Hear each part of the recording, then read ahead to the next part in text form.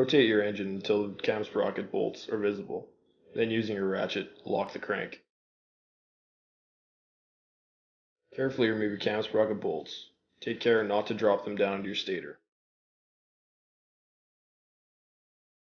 Using a small screwdriver and vice grips, release and lock the cam chain tensioner.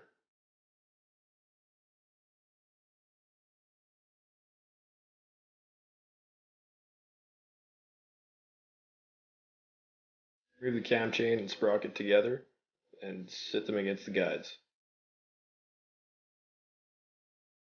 Remove the cam holder bolts in a crisscross pattern. Take note where each bolt came from, as there are different lengths.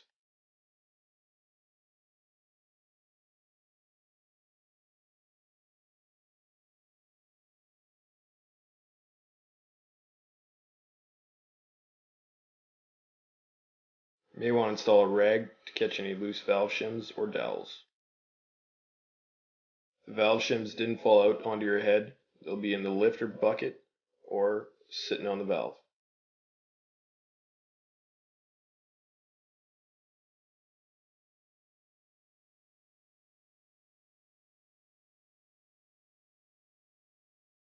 Remove the valve shims and check the lifter buckets for any kind of wear. Keep track of which valve goes with which shim and measure for thickness. Keep in mind the numbers on the valve shim may be wrong. Be sure to chart the valve clearance, valve location, and shim thickness. Use this formula to figure out the new shim thickness.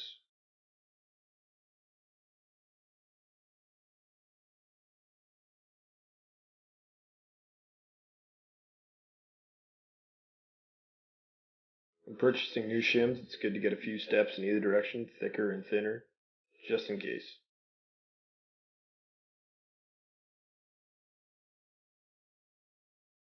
Install the new shims in their proper placement on the valves.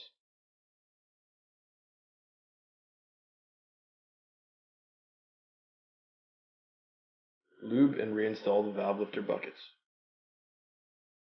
Make sure the alignment dowels are in securely and reinstall the cam assembly.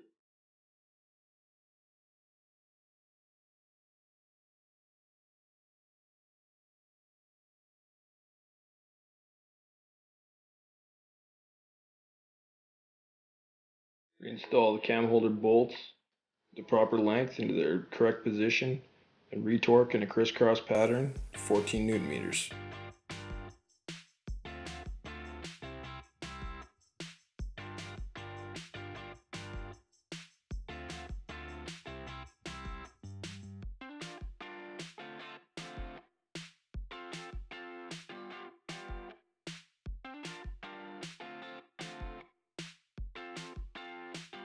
Apply some pressure to the cam lobes to seat the valve shims.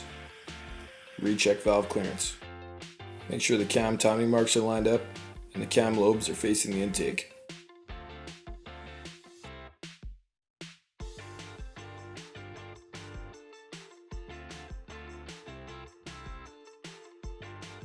Double check your crank position and cam timing. Reinstall the cam sprocket and cam chain.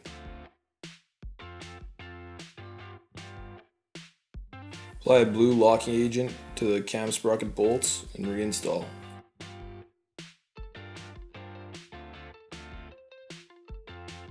Leaving the first bolt installed loose will make it easier installing the second.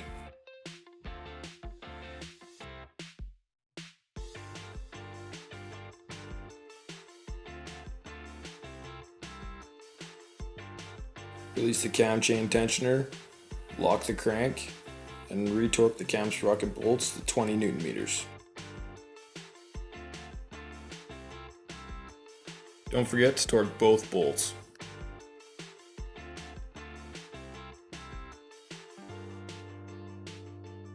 With the new washer installed on your chain tensioner bolt, torque to 6.8 Newton meters. Make sure the O-ring on your crankshaft hole cap is in good shape and torque to 15 Newton meters.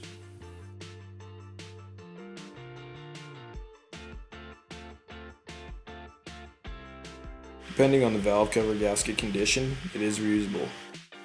Make sure the spark plug tube slides into its gasket area properly. Install the bolt gaskets rubber side down, make sure they're clean.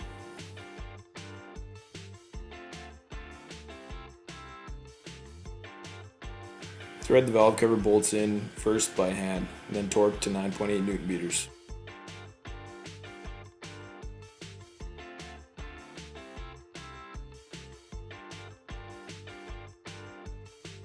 Don't over torque these bolts, it will cause damage to the head.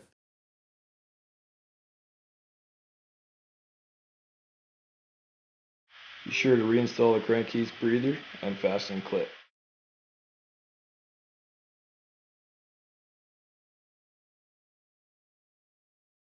Reroute the wiring harness over the valve cover beside the frame.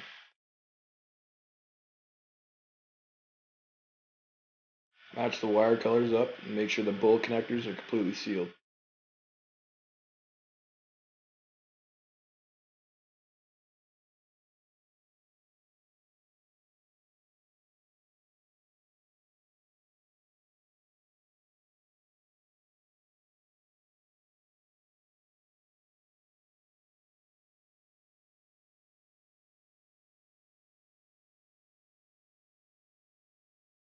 If you remove the spark plug, reinstall and torque to 18 Newton meters.